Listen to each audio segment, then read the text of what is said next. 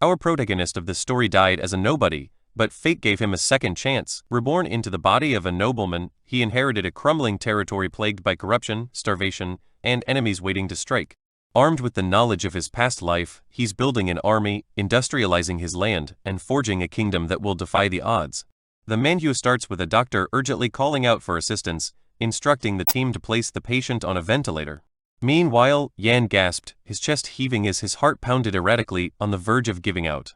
Yan, a dedicated industrial mechanical designer for the past 20 years, found himself teetering on the brink of life and death. His tireless work had yielded little more than disappointment and a pervasive loneliness. Now, his relentless drive had finally caught up with him, fracturing his mental health and leaving him in this precarious state. From the moment of his birth, Yan's life had been marked by tragedy. A car accident had claimed his parents, leaving him to navigate the world as an orphan. Despite his hardships, Yan pressed on, clinging to the hope that life would one day acknowledge his efforts and deem him successful. That day, however, never came. After graduating, he secured a low-paying job that barely kept him afloat for 2 decades. His personal life was just as bleak. He had spent his entire life alone, never once experiencing the intimacy of even holding someone's hand. And now, it seemed, his solitary journey was coming to an end. "Yan, can you hear me?" His closest friend's voice broke through the chaos, filled with worry as they tried to pull him back from the brink. Yet, Yan couldn't help but question the worth of a life like his. Was there any meaning to such an existence? As exhaustion overwhelmed him, he thought, maybe I'll just take a little nap. When Yan opened his eyes, the scene around him was utterly unfamiliar. He found himself in a room of unparalleled luxury, adorned with silk curtains and sparkling crystal lights. The opulence of the setting made him panic momentarily, thinking he had somehow burned through all his savings on an extravagant hospital room. Then a notification appeared before him. "Welcome to the magical continent of Elda." The realization hit him like a jolt. Could this be one of those isekai scenarios straight out of fiction? In this strange new land, Yan discovered he was now known as Ren. Bewildered, he tried to make sense of his circumstances, but answers were elusive. A week passed in this fantastical world.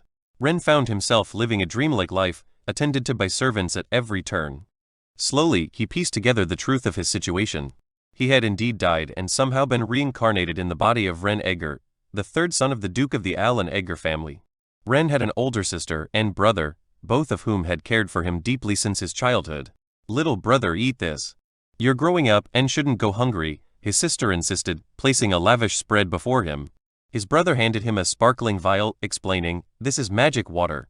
It's said to enhance magical power, and I got it at a high price." Even his mother contributed to this nurturing atmosphere, gifting him a new shirt she had made herself and urging him to try it on. As the youngest and most pampered member of the family, Ren lived a life of unparalleled comfort. But as he reveled in this newfound luxury, he couldn't help but feel like a stranger in this world, questioning why he had been granted such blessings. To soothe his doubts, he reasoned that perhaps this was compensation for the hardships he endured in his previous life. The world of Elda was a marvel, where magic powered all aspects of infrastructure. The Coriel Empire, the continent's largest human nation, was a melting pot of various races, including elves and dwarves. The Edgar family's influence was vast, overseeing a territory of 300,000 square kilometers. Their domain boasted fertile fields, a grand castle, and a population of over 1 million. As a noble, Ren had everything he could ever want, from fine clothing to a personal maid.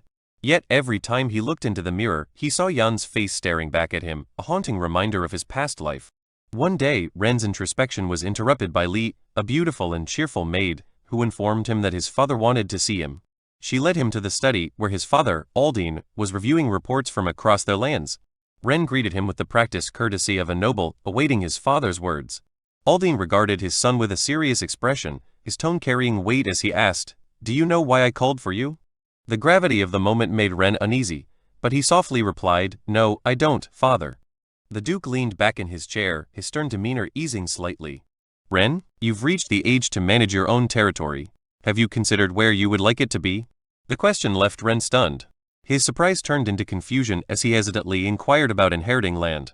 Aldine sighed at his son's naivety, explaining that it was customary for a noble of Ren's age to take charge of a territory. Rising from his chair, the Duke approached a large map mounted on the wall. "The land you'll oversee is in the northwest. It's relatively safe, but the lack of mages has made food supply a persistent issue." His tone grew more solemn as he continued. "While our territory is stable for now, the future of the Coriel Empire is uncertain. Ren silently agreed with his father's assessment. The royal family's decline and the decaying political system had led to a fractured empire. Lords constantly clashed, with hidden rivalries and schemes weaving a dangerous web of competition that only grew more tangled with time. Since his rebirth, Ren experienced care and affection he had never known before. This newfound love made him determined to protect those who genuinely cared for him. Observing his son deep in thought, Aldine grew concerned, questioning whether he was placing too much responsibility on Ren. In an attempt to ease the tension, he reassured his son that he wasn't alone. Aldine reminded Ren that he had his older brother, his sister, and his father to support him. Ren, however, appeared to have an idea. He looked at his father with a newfound determination. With a serious tone, he asked if solving the food supply issue would make their territory safer. Aldine smiled at Ren's enthusiasm, but viewed his son's approach as overly simplistic. He explained that resolving the food problem required more than passion. It demanded meticulous planning and gradual implementation. But Ren wasn't thinking simplistically.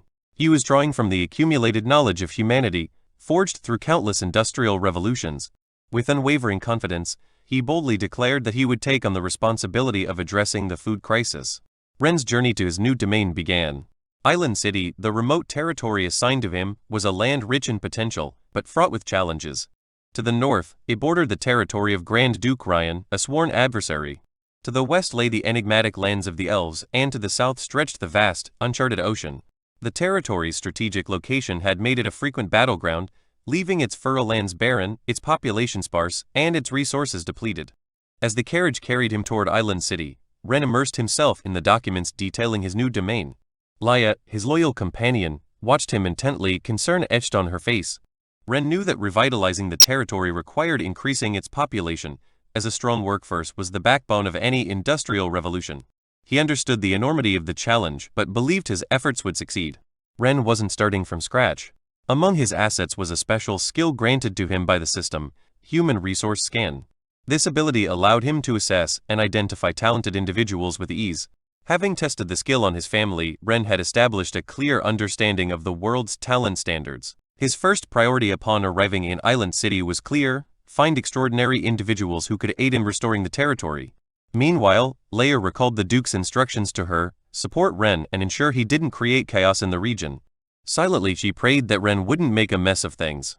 In Island City, the city lord's residence was abuzz with tension. A man, visibly anxious, reported that the Duke's youngest son would arrive soon. He suggested taking preemptive action. However, the masked man seated across from him dismissed the concern with a cold, measured response. He instructed them to await further orders and not to touch Ren for now. His calm demeanor masked simmering anger as he spoke of making Aldine pay for past transgressions. The blonde-haired man nearby was less composed. Nervously, he fretted over his falsified financial records and embezzled taxes. However, the masked man laughed dismissively, deriding Ren as an ignorant playboy who would never notice such details. All they needed to do was hand him some irrelevant documents upon his arrival.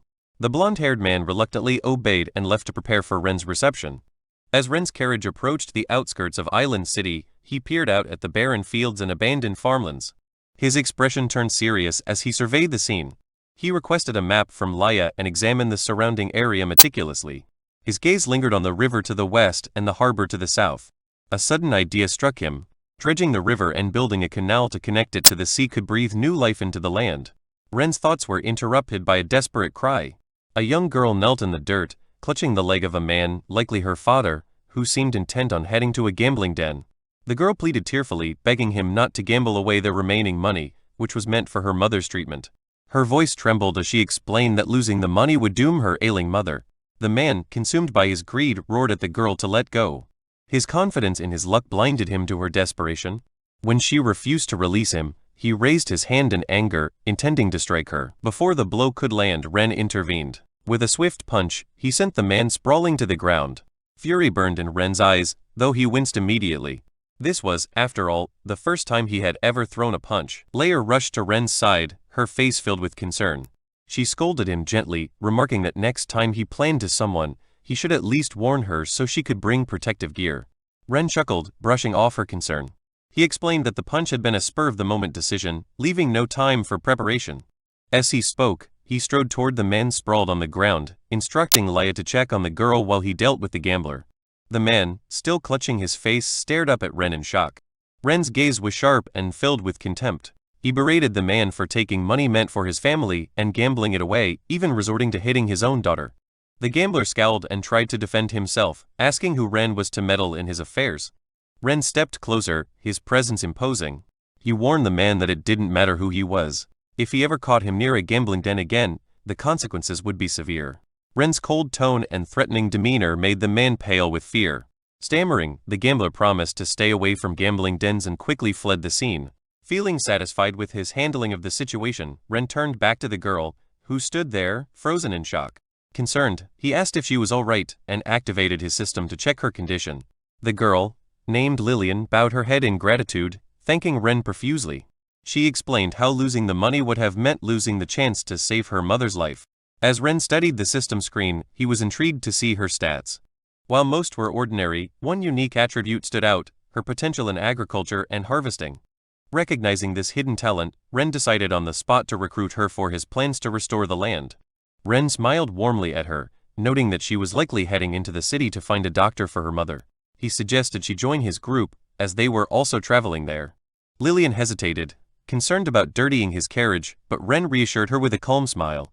He explained that a carriage was just a vehicle, merely planks of wood pieced together. There was no such thing as clean or dirty when it came to transportation. Besides, he had a few questions for her. Suddenly, Ren's tone grew serious. He questioned why a gambling den existed in such a poverty-stricken area. He recalled the region's recent hardships. Last fall, soldiers sent by Grand Duke Rayan had attacked, leading to heavy casualties. Early in the spring, devastating floods had ravaged the land, leaving its people struggling to survive. The streets of Island City bore the scars of these events, with beggars lining the roads and despair visible everywhere. Walking through the ruined streets, Ren decided it was essential to conduct a full population census to assess the remaining productive workforce. First, however, he planned to visit the city lord's manor to review the reserve funds and determine what could be allocated for infrastructure improvements. Ren asked Lillian for the manor's location, but before she could answer, a shout interrupted their conversation. A blonde-haired man on horseback barreled down the street, shouting for people to move out of his way. The man seemed indifferent to the chaos he caused, his actions reckless and dangerous. Lillian reacted swiftly, pulling Ren aside just in time to avoid the galloping horse. The rider disappeared into the distance, unconcerned about the commotion he had left behind.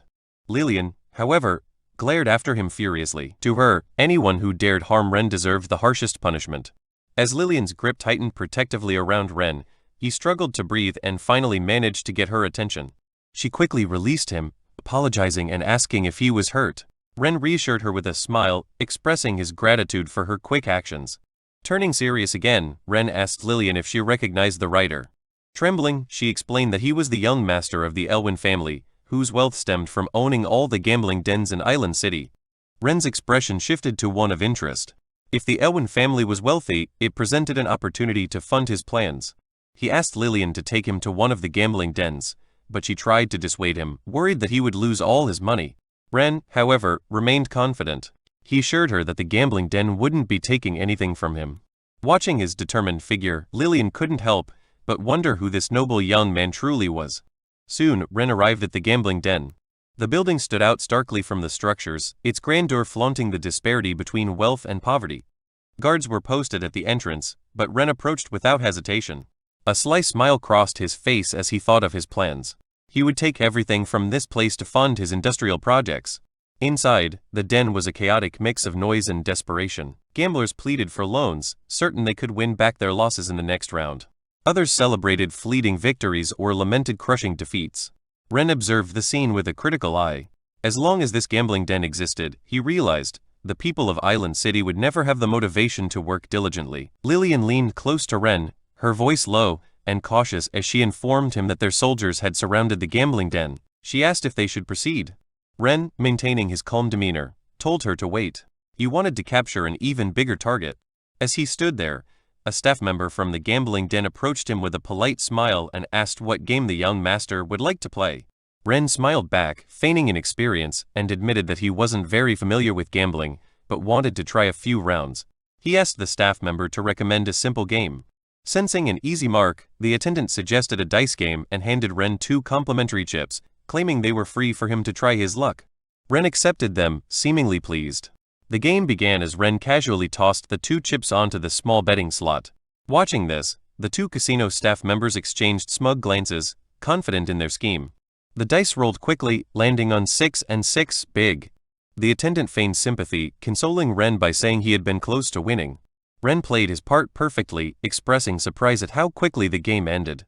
He remarked that it wasn't very entertaining and said he felt hungry, turning to leave. The attendant, however, stepped in front of him, blocking his way. His polite demeanor dropped, replaced with a mocking tone as he demanded payment for the chips Ren had used. Ren frowned, feigning confusion. He asked when he had agreed to owe anything. The attendant sneered and explained that the chips were not gifts, but loans. He added that each chip was worth 100 gold coins, and with processing fees and interest, Ren now owed 250 gold coins. Smirking, the attendant suggested that if Ren couldn't pay, he could leave his maid as collateral. Lillian, outraged by the scam, quickly spoke up. She accused the attendant of lying and explained to Ren that the chips were worth no more than a silver coin each. The attendant, furious at Lillian for exposing his trick, shouted for the guards to beat her. Before he could finish his command, Ren struck him with a powerful punch, sending the man flying backward and crashing into a nearby table. Adjusting his clothes calmly, Ren remarked that someone like the attendant had no authority to speak here. The casino erupted into chaos as gamblers scrambled to grab the chips that scattered across the floor. Ren sighed as he watched them, muttering that none of these people were of any use. Suddenly, a commanding voice echoed through the room, demanding to know who was causing trouble. The speaker was the same man Ren had encountered on horseback earlier. Ren's lips curled into a smile. He had finally caught the bigger fish. The man's arrival silenced the chaos instantly. He glared at the room with displeasure before ordering his guards to teach the troublemakers a lesson. Without hesitation, the guards began mercilessly beating those nearby, ignoring their cries for mercy. The remaining crowd watched in fear, too scared to intervene. The young master of the Elwyn family sneered at the onlookers, threatening them to behave or face the same fate. Lillian, clutching Lee's arm, whispered that it was all her fault. She blamed herself for leading them to the den and felt ashamed for putting Ren and Lee in such a position. She recalled how Ren had taken her mother to the hospital, personally ensuring she received treatment and promising to cover the costs. That memory filled her with determination. Summoning her courage, Lillian stepped forward and declared that she would not allow them to scam her brother. Her boldness caught everyone's attention, though most were too afraid to react. Murmurs spread through the crowd, questioning who she was and how she dared challenge someone like the young master of the Elwyn family. Weo, the young master, stared at her coldly, enraged by her defiance. Lillian stood her ground, accusing him of using the casino to exploit and destroy families. She refused to let him bully Ren and Lee, calling them good people who didn't deserve such treatment. Weo, seething with anger, lunged at her. Despite her fear, Lillian refused to move, shielding Ren with her small frame. Before Weo could harm her, Ren intercepted the attack, grabbing his arm. Ren then activated his system skill to assess Weo's stats. The results revealed low attributes, only 5 loyalty points, and a personality marked by cruelty and bloodlust. Ren recognized the Elwyn family as a potential threat, one capable of betrayal at any moment. Blocked, Weo glared at Ren and accused him of not respecting the rules of the casino. Ren calmly released his grip and responded that he understood the rules perfectly. In this world, power dictated everything, and the strong made the rules. Weo sneered arrogantly, fully convinced that he was the strongest in the city. He questioned why Ren still dared to oppose him, asking if Ren even knew who he was. Ren's expression remained steady as he responded confidently, asserting that he didn't need to know who Weo was. The only thing that mattered was his own strength, as his fist was bigger and his word was the law. With that, he clapped his hands, signaling his soldiers to storm into the casino. The scene then shifted to a grand banquet held in Ren's honor, gathering the city's most prominent and influential figures, each with their own hidden agendas. Among the attendees was Lucas, the head of a prestigious family. Lucas planned to collaborate with the city lord during this banquet to teach Ren a lesson. He had intended to use Weo to establish a connection with Ren that he could later manipulate, but he was puzzled by Weo's absence. Frustrated, he realized he couldn't rely solely on the city lord's incompetence and would need to adapt his plans. As the banquet hall buzzed with murmurs, a loud voice suddenly announced Ren's arrival. The atmosphere shifted instantly, growing tense and silent as Ren entered. His presence commanded attention, and the guests quickly adjusted their demeanors. The head of the Raven family hurried forward, introducing himself and presenting a gift to Ren. Another guest, the head of the Jose family, eagerly introduced his daughter, hoping to curry favor. However, Ren's sharp expression silenced the room as he instructed everyone to quiet down. With everyone present, Ren declared that it was time to officially begin. He gestured for his attendants to bring in a large blueprint, a peculiar object that immediately caught everyone's attention. Pointing to the blueprint, Ren explained that it was a design for a dam that he had sketched earlier that afternoon. He mentioned that he would enlist skilled craftsmen during its construction to confirm the finer details. The room was filled with whispers as the attendees exchanged confused glances. Someone asked aloud what a dam was, speculating whether it was a tool for fishing. Ren quickly called for silence and instructed Leah to display a map of the region. With the room now quiet, he began his presentation. Ren explained that during his survey of Island City earlier that day, he had identified the root cause of the city's annual flooding, a poorly managed canal in the far north. By building a dam at this location, they could control water flow, using it to irrigate fields during the dry season, and releasing excess water during the rainy season to prevent floods. Lucas, listening intently, couldn't help but be impressed by the ingenuity of the plan. He realized that if the dam was successfully built, it would significantly boost the city's food production. For the first time, he acknowledged that Ren possessed a sharp and innovative mind. An older man in the audience asked how the project concerned them, prompting Ren to explain calmly that he needed their investments to fund the dam's construction. This statement shocked the crowd, sparking a wave of grumbling. Many protested, claiming they were too poor to contribute. Lucas remained silent, privately thinking that while Ren was intelligent, he was also naive to expect these opportunists to willingly invest. Ren, however, wasn't as naive as they assumed. Smiling, he reminded them there was no need to feign poverty. He had a plan to make everyone a fortune. Ren revealed that earlier that afternoon, he had seized a casino and confiscated nearly 50,000 gold coins. He hinted that there were several more casinos in Island City ripe for similar action. The revelation left the attendees stunned. Their minds raced as they processed the implications. Some murmured anxiously, wondering if their shares in the casino profits were now lost. Others hoped the seized casino wasn't one of their investments. It became clear that the largest casino in Island City belonged to Lord Andrian, making it likely that Ren had provoked a powerful enemy. Lucas, his calm facade masking inner fury, stepped forward to confront Ren. He accused Ren of acting unlawfully by dismantling a legitimate business without authorization. Lucas emphasized that the laws of the Corial Empire could not be violated and warned Ren of the consequences. Others quickly chimed in, echoing Lucas's words. They accused Ren of overstepping his authority and pointed out that casinos were legitimate businesses. The crowd grew more emboldened, rallying behind Lucas's objections. Ren, unfazed by their protests, remained calm. He addressed the room, noting that when he asked for investments, they claimed to be poor, but now that he offered an opportunity for profit, they were suddenly concerned. He pointed out that most of them were complicit in the casino operations and warned them that this was their last chance to save their reputations, or he would intervene personally. At this, Ren's soldiers stepped forward, their presence a stark reminder of Ren's authority. Lucas, speaking for the group, insisted that the Grand Duke would never condone Ren's reckless actions. Others chimed in, pleading with Ren to reconsider his approach and urging him to act with restraint. Ren smiled, his plan unfolding perfectly. With an air of authority, he announced that he would gladly discuss the law with them. His voice was calm, but commanding as he gave the order to bring in those who would help clarify the situation. The crowd fell silent, their unease palpable, as they awaited what Ren had planned next. At Ren's command, 2 men captured at the casino were brought into the room. Lucas, seated among the nobles, was immediately struck by their presence. These 2 were always by Weo's side, and their unexpected appearance left Lucas uneasy. He began to suspect that something must have happened to his son. The men were brought in bound and gagged, unable to speak. Ren, maintaining his calm demeanor, turned to Lucas and asked if he recognized them. Lucas, keeping his expression neutral, denied any knowledge of the men and asked what Ren meant by the question. Ren smiled lightly, reassuring Lucas not to be so tense. He explained that it wasn't a big deal, these 2 men had simply tried to assassinate him the previous day.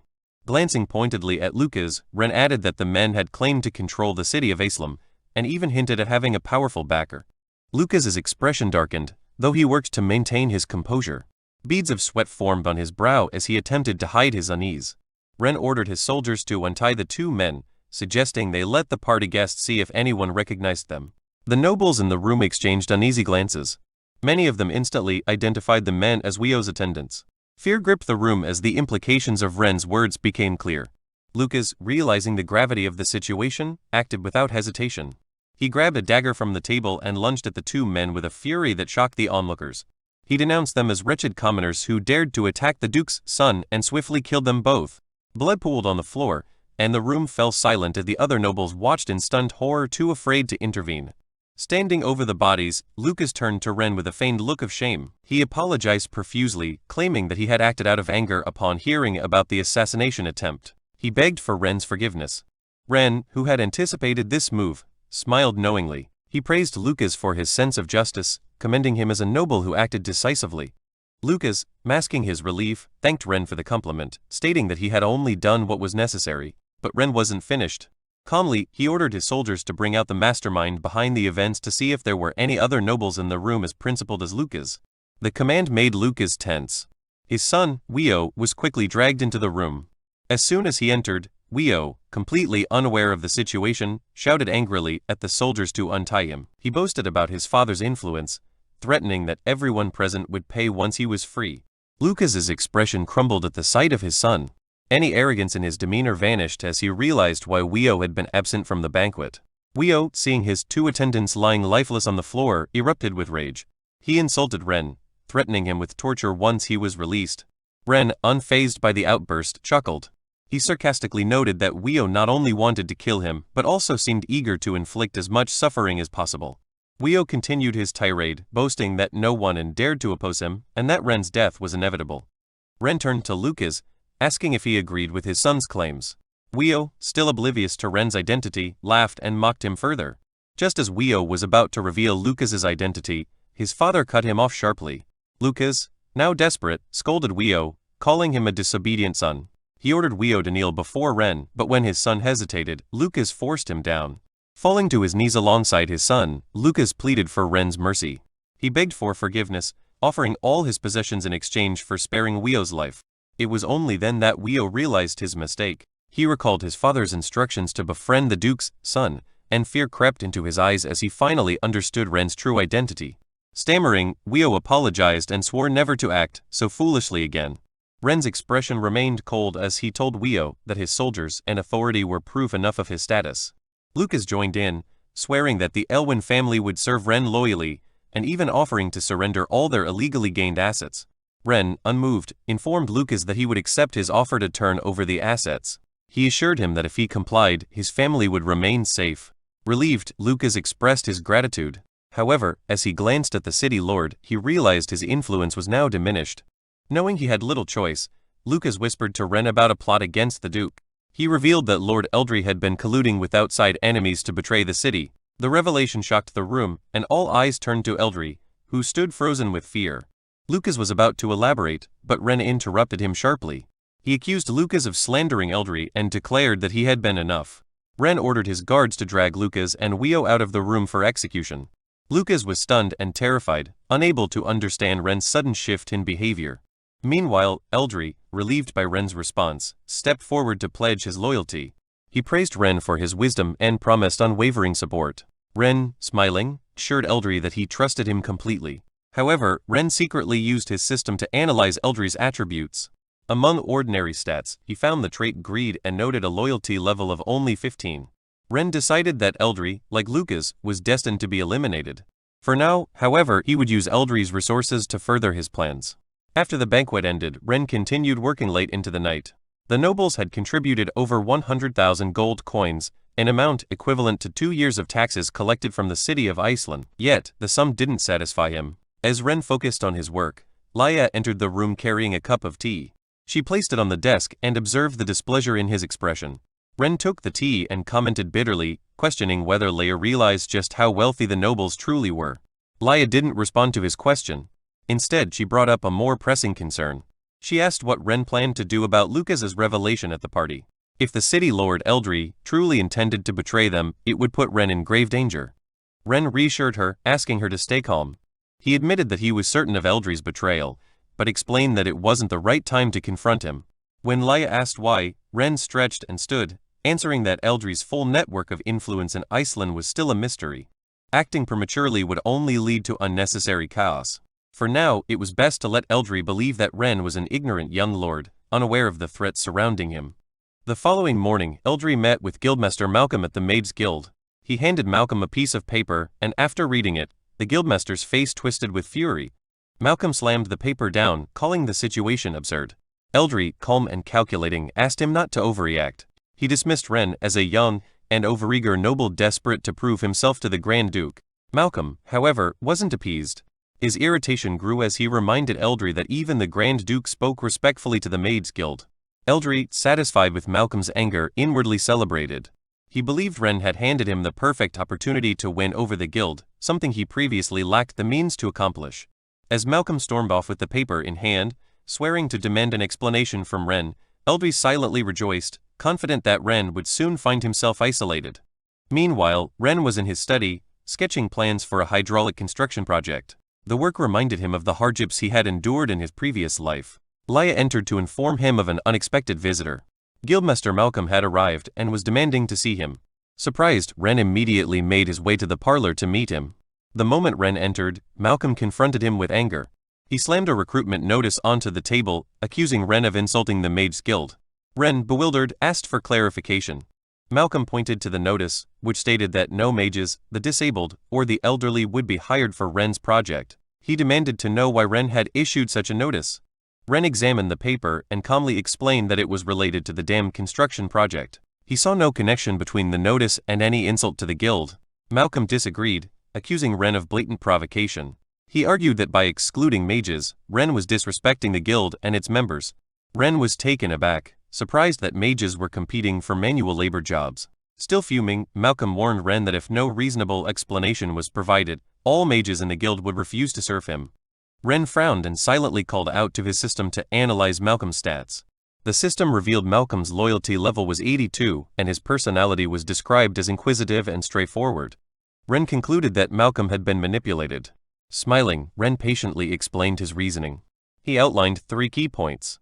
First, mages had limited mana and could only perform a small amount of work each day, making them unsuitable for large-scale construction. Second, their salaries were equivalent to those of 10 common laborers, making them cost-prohibitive. Third, as a noble, it was Ren's duty to prioritize the welfare of ordinary people who lacked the guild support. Malcolm, however, remained unconvinced. He argued that magic was revered in their world, and those without magical talent deserved to be trampled beneath the feet of mages. Ren, irritated by this perspective, admitted that it might reflect reality, but firmly stated that he intended to change it.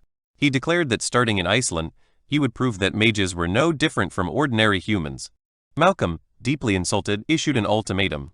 He demanded Ren retract his statement or face the consequences of angering the Mages Guild. Ren's expression turned cold as he reminded Malcolm to watch his tone. Lee, standing nearby, pressed a knife to Malcolm's throat, her eyes filled with menace. Malcolm froze in terror as Ren calmly pointed out that there was indeed a law allowing a noble's maid to execute someone for disrespect. Ren suggested testing the law with a small cut to see which side the court would favor. Trembling, Malcolm quickly apologized, admitting his mistake and begging for forgiveness. Ren, noting that Malcolm's loyalty hadn't decreased, realized they had acted out of ignorance rather than malice. Deciding not to escalate the situation, Ren instructed Lee to escort Malcolm out. Malcolm thanked Ren and hurriedly left. As he departed, the system notified Ren that a beginner task had been completed. He had used the investigation function on 10 individuals. A reward was issued, and a new task appeared: train 5 characters with high stats. Pleased with his progress, Ren decided to review his rewards later. Outside the estate, Eldry waited for Malcolm. The moment he saw the guildmaster, he rushed over, feigning concern. He asked how the meeting had gone. Malcolm, still humiliated, sighed, and admitted that Ren had refused to listen and had even thrown him out. Eldry, frustrated but quick to recover, devised another plan. He assured Malcolm that he had a solution. One that would not only make Ren change his mind, but also force him to revere the Maids Guild. After his initial plan failed, Eldry quickly devised another approach. He encouraged Malcolm to manipulate the townsfolk into refusing to work for Ren, believing that such resistance would force Ren to seek Malcolm's assistance. However, Malcolm immediately rejected the idea, pointing out that Ren had offered excellent working conditions that the townsfolk were unlikely to refuse. Undeterred, Eldry suggested a different strategy. He proposed that if those who worked for Ren were shown to be lazy and idle, Ren would eventually grow disillusioned with the commoners. Malcolm dismissed the suggestion, explaining that his dissatisfaction stemmed solely from Ren's refusal to hire mages, not from any grievance with the commoners. He was reluctant to act against Ren over such a matter. Eldry persisted, urging Malcolm to reconsider. He argued that the commoners' inherent laziness was the reason they were starving and struggling to survive. If the land couldn't yield crops, Eldry reasoned, why didn't they take initiative and hunt for food? He claimed that people as idle as the commoners could never genuinely work hard for Ren. Reluctantly, Malcolm agreed to give the plan a try. Meanwhile, Ren's recruitment notice was posted in the town center, quickly attracting a crowd. The townsfolk gathered to read the announcement, intrigued by the new lord's plans to build something and his call for workers. As they scanned the notice, they were stunned. The job offered an 8-hour workday from 9 a.m. to 5 p.m., 3 daily meals, and a wage of 10 coins per day. A young man in the crowd voiced his skepticism, questioning why the new lord was being so generous. Others shared his doubt, suspecting it might be a scam. Many recalled how nobles had deceived them in the past. Some argued that working under such terms could be dangerous and might even cost them their lives. At that moment, Lillian stepped forward, her voice strong and determined. She defended Ren, stating that he had promised to improve everyone's lives. Her sincerity was met with laughter and ridicule. The crowd dismissed her words as naive, mocking her for trusting a noble. Even Lillian's father joined in, accusing her of being bewitched by Ren. Ignoring her father's remarks and the jeers of the townsfolk, Lillian announced her intention to register for the dam project. The recruiter, a young man overseeing the registration process, remained calm despite the crowd's skepticism. Turning to Lillian's father, he invited him to work on the dam, but stated that Lillian herself could not participate. Confused, Lillian demanded to know why she was being excluded, insisting she was healthy and capable. The recruiter explained that Ren had set strict rules prohibiting anyone under the age of 18 from working. He emphasized that hiring underage workers without Ren's approval would result in severe punishment.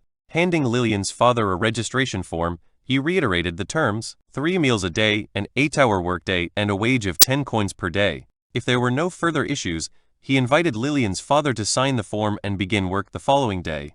Though slightly disappointed, Lillian encouraged her father to do his best and avoid any laziness. Her father, smiling warmly, patted her head and reassured her.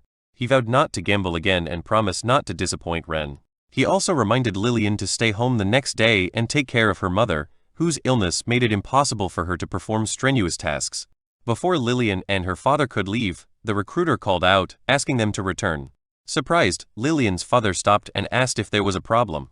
The recruiter, looking concerned, mentioned that he had overheard the father say his wife was gravely ill. Lillian's father quickly clarified that his wife was indeed unable to work due to her condition. The recruiter smiled kindly and reassured him that he wasn't asking her to work. He explained that Ren had arranged for workers' families to stay in dormitories provided for the duration of the project. Seeing the father's confusion, the recruiter clarified that the dormitories were temporary housing units for families participating in the dam's construction. Once the project was completed, families could return to their original homes.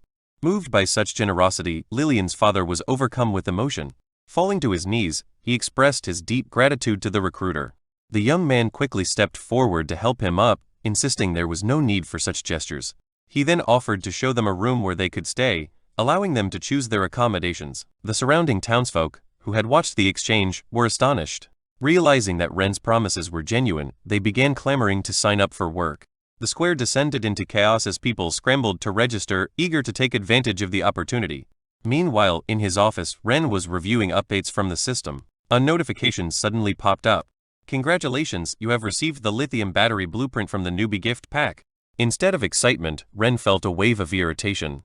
He muttered to himself, questioning the system's logic. Without a generator, a battery was practically useless. Did the system expect him to summon a lightning strike? After venting his frustration, he calmed down and began to reflect. Ren's thought shifted to the task of training 5 individuals with high stats. He had no idea where to find such people.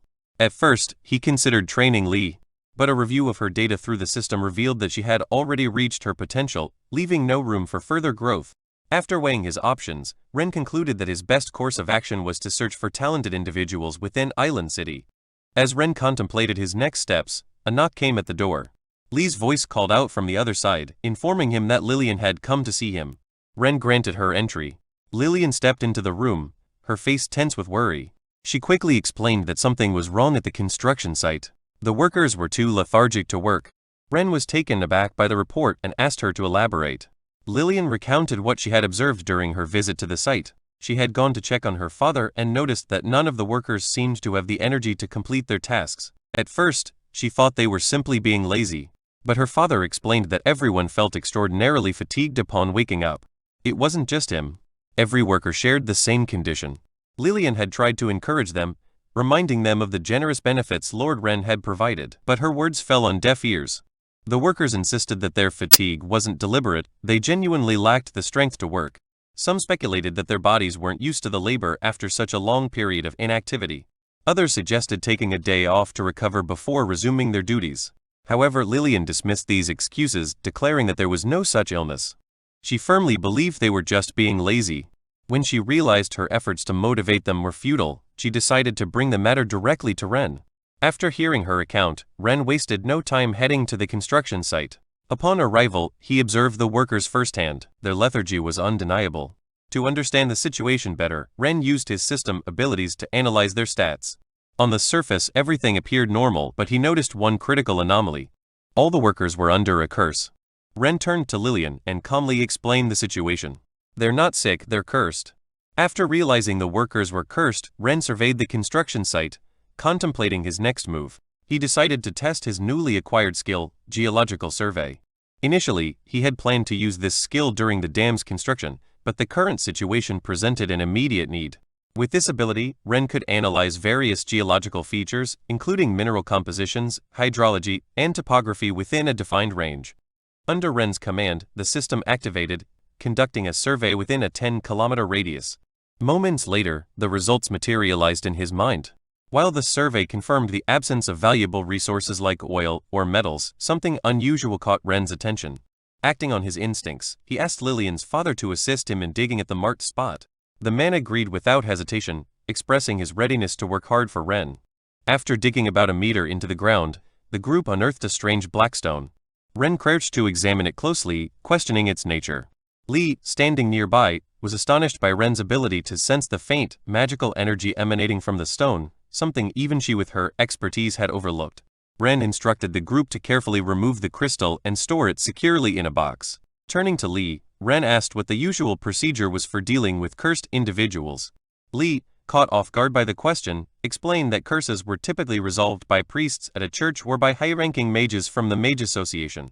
Hearing this, Ren frowned, suspecting a connection to the Mage Association. He then decided to take Lillian and her father to the local church for assistance.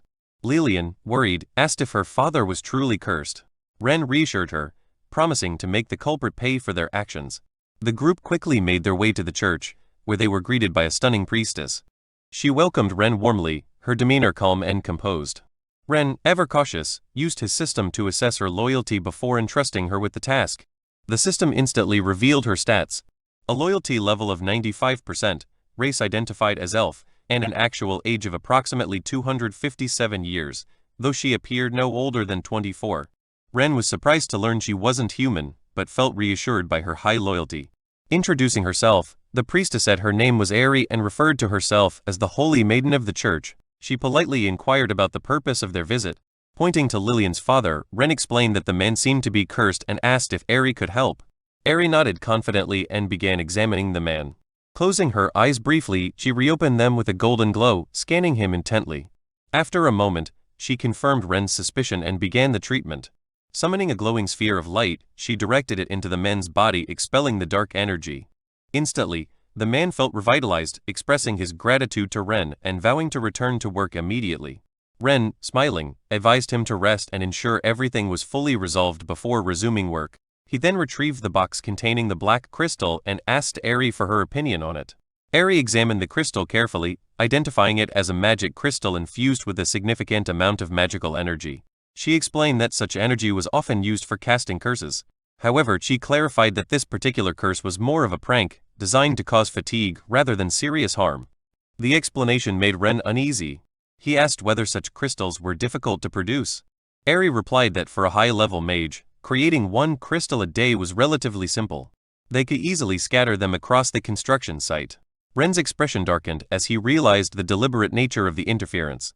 Ari acknowledged Ren's project, praising its impact on reducing the number of people seeking aid from the church. Ren, now certain of the culprit's identity, resolved to take action. He asked Ari if it was possible to lift the curse over the entire construction site. Ari regretfully informed him that such a feat wasn't possible. Removing individual crystals daily would only slow the project's progress. Ren sighed, recognizing the need to address the root of the problem. Ari then mentioned someone who might be able to help, but warned that this individual was eccentric. She provided an address and Ren decided to investigate. Ren and Laya arrived at a large mansion, which Eri had identified as the home of Selena, the former president of the Mage Association. Approaching the door, Ren knocked firmly, his determination unwavering. Suddenly, Laya sensed danger and swiftly pulled Ren aside.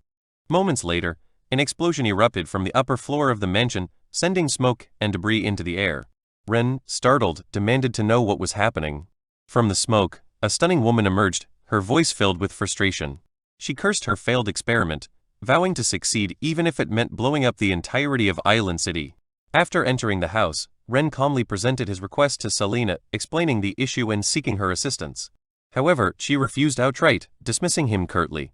She informed Ren that she was preoccupied with researching a new magical device and had no time to deal with his problems. Intrigued, Ren asked her to elaborate, questioning if she meant something like a magic wand. Selena sneered at the suggestion, mocking his limited understanding. Laya, her demeanor icy, immediately intervened, warning Selena to watch her tone when addressing young Master Ren.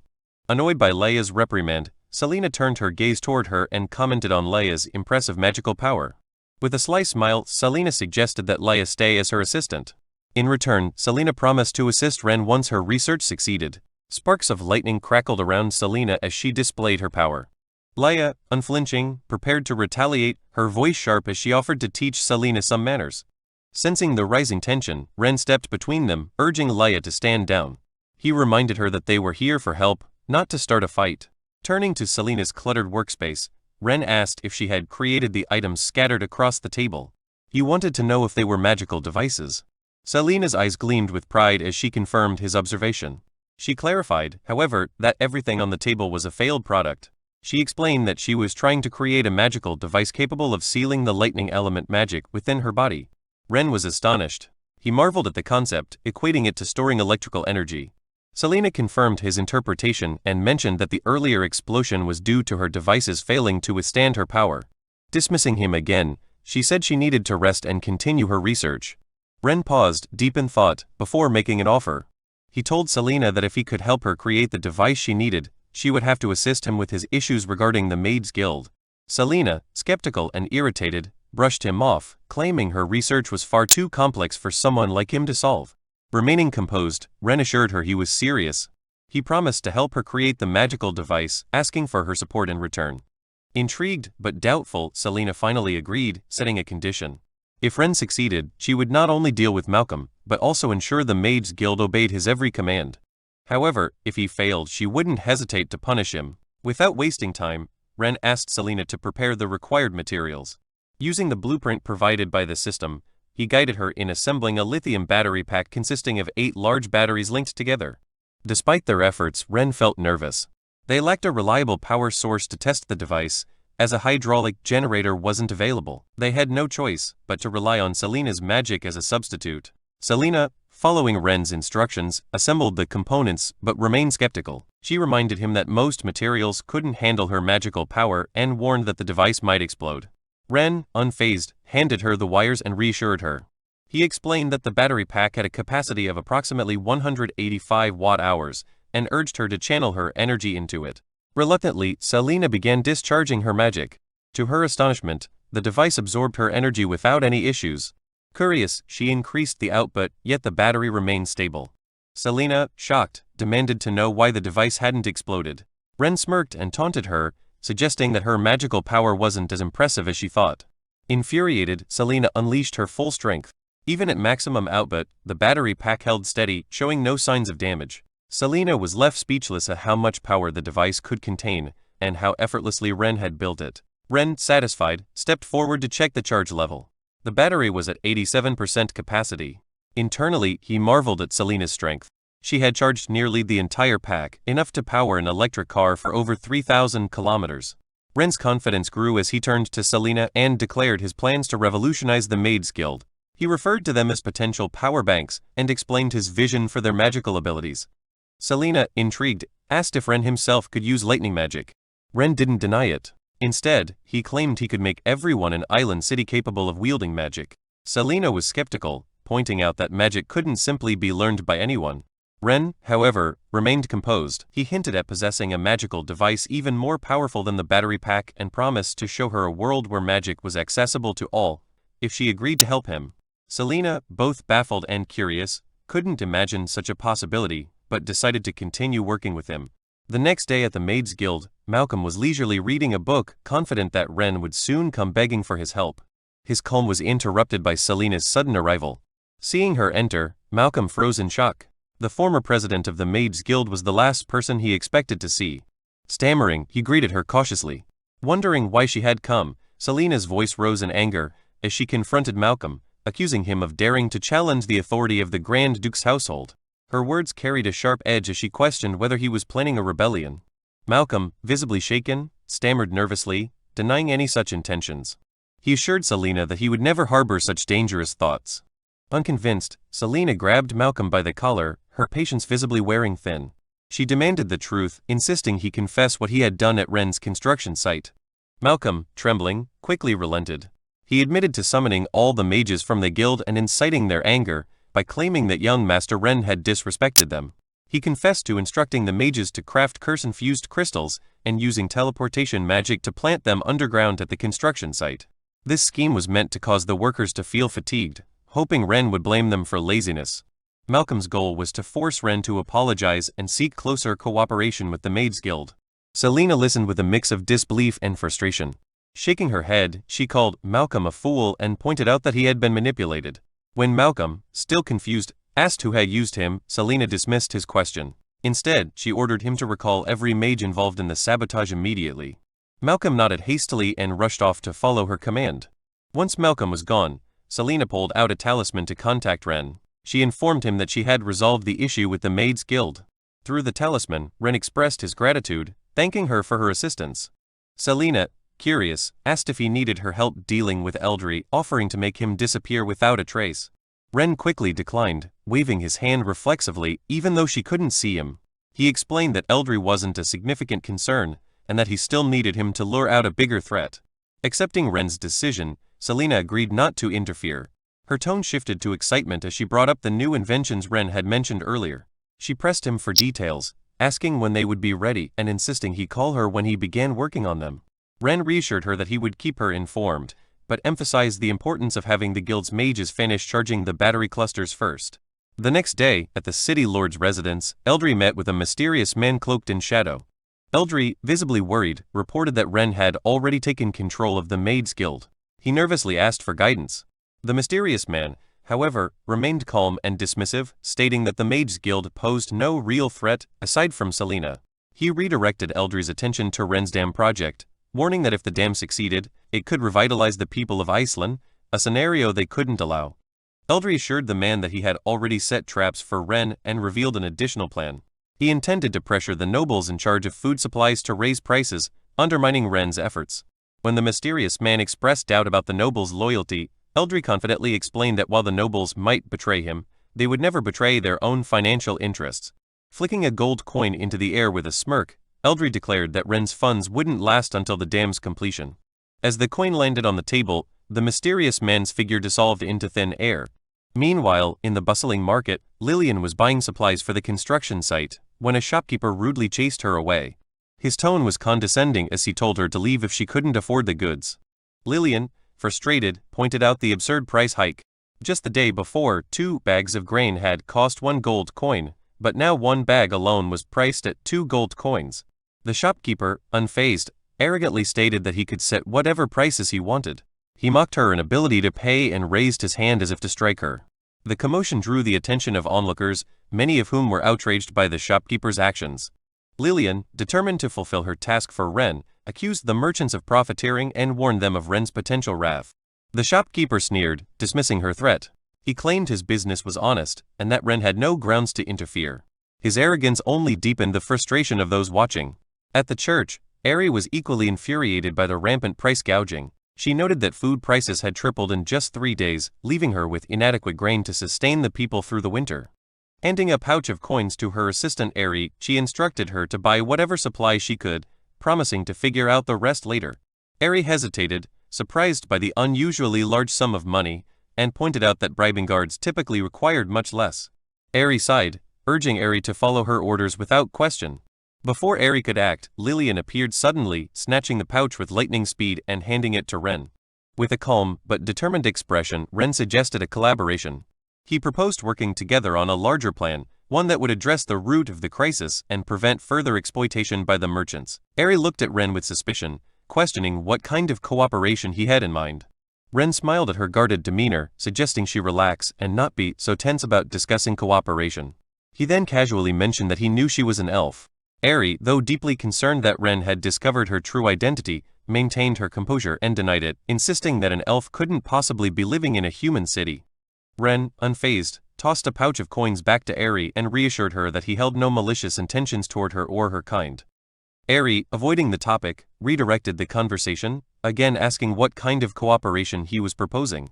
Ren gestured toward the sacks of food on a cart nearby and explained that he wanted to collaborate on resolving the issue of food supplies in the city. While Eri respected Ren's determination, she doubted his ability to tackle such a deeply entrenched problem. She openly voiced her skepticism, prompting Ren to ask why she felt that way. Eri elaborated, explaining that food supplies in Islan were controlled by 4 major families who had held power in the city for over a century. These families tightly regulated prices and their influence was unshakable. She reminded Ren that although he had used strong-arm tactics at the recent banquet to intimidate some of them, they were cunning individuals who would undoubtedly find a way to recover their losses. Ren interrupted her, curious about her in-depth knowledge of the city's inner workings. Eri admitted that she had lived in Islan for over 120 years and understood its complexities well. She further suggested that had Ren eliminated the Elwyn family at the banquet, there might have been a chance for reconciliation. But now, it was too late. Eri added that due to war and natural disasters, food was already scarce, and if prices remained high, her tribe would struggle to survive the winter. Ren cut her off again, his gaze resolute. He promised Eri that within 2 weeks, food prices in Islan would plummet to levels even lower than before the recent price hikes. At the mansion of Augustus Ken, head of the Klein family, a celebratory gathering was underway. Augustus expressed his gratitude to Eldri for his support, acknowledging that their alliance had led to significant profits. Others in the room echoed their thanks, raising their glasses to toast Augustus and their shared success. The mood was jubilant as the group reveled in their recent gains, confident in their strategy. Their celebration was interrupted by a servant announcing that Ren had invited them to attend a banquet at his mansion. One of the men, startled by the news, speculated nervously whether Ren was planning to punish them. Turning to Augustus, he asked for guidance on how they should proceed. Augustus, calm and calculating, reassured them that they had nothing to fear. He explained that their trade in food supplies was entirely legal and protected by the system they had established. Augustus emphasized that as long as they didn't openly defy Ren, they wouldn't be in danger. He pointed out that the collective strength of their 4 families was formidable, and that even the king had no authority to interfere with food pricing. With this reasoning, the group relaxed, agreeing that their position was secure. Augustus suggested that if Ren attempted to pressure them, they could make a token gesture by slightly lowering prices, perhaps by 5 copper coins. However, he warned them sternly that any betrayal would result in severe consequences. With their confidence restored, Augustus encouraged the group to prepare for the banquet. Despite their initial surprise at his insistence on changing into old, tattered clothes, they followed his lead. At Ren's mansion, a servant informed him that Augustus and the invited guests had arrived. Ren instructed the servant to invite them in and ensure the kitchen prepared the food. When Augustus and the others entered, Ren immediately noticed their deliberate attempts to appear impoverished, their once lavish clothing replaced with ragged attire. Amused, he thought to himself how poorly they played their roles.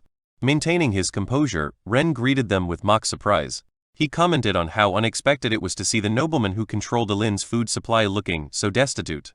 Augustus quickly responded, praising Ren's projects and claiming that they, too, wanted to contribute to the greater good. Another man chimed in, explaining that under Augustus's leadership, they had not only donated money to Ren's initiatives, but also sold food from their warehouses at the lowest possible prices, even taking a loss to help the citizens. Leah, observing their shameless behavior, felt nothing but disdain. Their blatant lies and attempts to deceive Ren did not surprise her. Ren, however, played along, thanking them for their understanding and claiming to be deeply moved by their support. He explained that he had invited them to discuss the grain trade plan.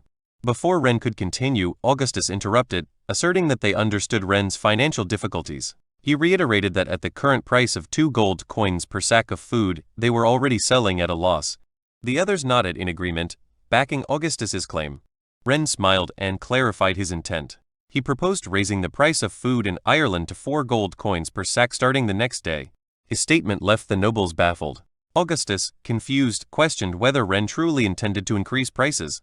Ren confirmed with a calm yet commanding tone, explaining that not only would the price rise to 4 gold coins, but he would also take a 30% commission on all sales. When Ren announced that the price of grain would increase to 4 gold coins per sack, with a 30% commission going to him, Augustus was visibly confused. He questioned whether Ren had misspoken, unsure if he had heard correctly. Ren didn't repeat himself, instead calmly reminding Augustus about the 30% commission he would be taking. Hearing this, Augustus and the other nobles quickly exchanged delighted glances. Initially, they had underestimated Ren, thinking him to be just an inexperienced young lord. Now, they believed he was a cunning businessman like themselves. They viewed Ren as someone who understood their interests and figured that, with his backing, their business ventures would thrive. Regret filled them for not realizing his shrewdness earlier. They could have aligned with him much sooner. Augustus, while excited by Ren's statement, knew they couldn't act rashly. Without official documentation, raising prices too high could cause chaos, potentially harming their interests. With this in mind, Augustus voiced his concerns, politely thanking Ren for his understanding and asking when an official announcement would be issued. Ren, prepared for this, instructed Li to hand him a document. With a cheerful tone, he informed them that he had already written and stamped the official notice with his family seal and it would be posted after their meal. As the conversation continued, Ren reminded the nobles that from now on, they would follow his instructions, urging them to learn from the consequences the Elwyn family had suffered. Augustus eagerly assured him that they wouldn't disappoint. After the banquet, the nobles gathered once again at Augustus's residence. Ren's unexpected approach had left them bewildered. They debated whether to report this new development to Eldri, noting how strange it was for Ren to increase prices rather than lower them. Some suspected he was motivated purely by greed. Augustus, however, dismissed their doubts, calling it a golden opportunity. He reminded them that if too many people learned of their scheme, their profits would shrink. He assured them that Ren was merely a child using benefits to draw them in and urged them to keep the price hike a secret. A vast fortune was within their grasp and only a fool would let such an opportunity slip away. Despite Augustus's confidence, one cautious noble expressed unease. He admitted that in all his years he had never encountered such a lucrative opportunity, which made him wary. Nonetheless, he pledged to follow Augustus's lead, bowing deeply as a show of loyalty. The others quickly followed suit, swearing their allegiance to Augustus. Satisfied, Augustus laughed heartily, declaring that from now on they would act as one. He proposed they immediately buy up all the grain from smaller merchants before the announcement was posted, ensuring they controlled the market and maximized their profits. Meanwhile, back at Ren's estate, unexpected guests arrived. Scientist Ira stormed in, visibly furious. She accused Ren of siding with the corrupt merchants, demanding to know why he had promised to lower grain prices yet allowed them to skyrocket instead. Her anger flared as she declared that she wouldn't stand by while the elf race was being exploited. Lillian quickly stepped in, trying to calm her down. She assured Ira that Ren intended to reduce food prices and urged her to trust him. Still agitated, Ira snapped back, insisting that Ren had already become an accomplice to the greedy merchants. Despite this, Lillian maintained her faith in Ren's decisions, pleading with Ira to believe in his plan. After a moment of tense silence, Ira turned to Ren, her expression filled with concern. Hesitantly, she asked if he truly intended to raise food prices. Ren smiled, but chose not to reveal his full strategy, simply reassuring her that food prices would drop soon. In the worst case, he promised, they would fall to their lowest point within 2 weeks. Ira, unconvinced, felt Ren was being naive. She believed he didn't understand the harsh realities of the world. Having lived for over 200 years, she had never seen food prices decrease after a major spike. Ren, sensing her doubt, grew serious. He posed a rhetorical question: if he put a knife to the nobles' throats, how much did she think they would lower the price by? 1 coin? 10 coins? Ira had no answer but remained skeptical. She argued that raising the price to 4 gold coins per sack was excessive, noting that at 2 gold coins, the common people had already struggled to afford food. With the price doubled, starvation seemed inevitable. Ren maintained his calm demeanor, explaining that whether the price was 2 or 4 gold coins, the people would starve either way. The only difference was the timing. He then declared that simply lowering the price by a few coins would be meaningless. His goal wasn't charity, it was to completely ruin the merchants and strip them of their fortunes. 7 days passed, during which Ren focused on teaching Selena about the creation and functionality of lithium batteries. Selena, fascinated by the device's complexity, was thoroughly engrossed in the lessons. Their session was interrupted by Lee's sudden appearance, announcing that Saintess Ira had come to visit once again. Over the past few days, Ira had visited frequently, prompting Ren to wonder if she had too much free time on her hands. Selena, equally curious, asked Ren why he had deliberately raised food prices. By now, grain prices in the city had soared to nearly 7 gold coins per sack. Ren, surprised by how quickly prices had risen, didn't have time to answer as Ira burst into the room. She immediately scolded him, exclaiming that not only the common people, but even some nobles could no longer afford food. She demanded to know if he realized how bad the situation had become. Remaining calm, Ren asked Lee how many days had passed since the price increase. Lee quickly responded, confirming that it had been 7 days. Hearing this, Ren smiled, declaring that it was time to deal with the merchants. Ira, still frustrated, demanded that Ren stop speaking in vague terms and explain himself. She warned him that if he didn't, the elf tribe would soon cut ties with him. Ren finally responded, explaining that he hadn't shared the full details of his plan earlier because he feared it might disrupt things and raise suspicions among the nobles. Now, with everything in place, he was ready to explain. Ren revealed that the announcement setting a minimum food price of 4 gold coins per sack had been in effect for 7 days. He then posed a question to Ira, asking what she thought Ailing City lacked the most right now. After a moment of thought, she replied that there didn't seem to be a shortage of anything. Ren smiled knowingly at her answer and calmly responded, "What the city lacks are merchants who sell grain."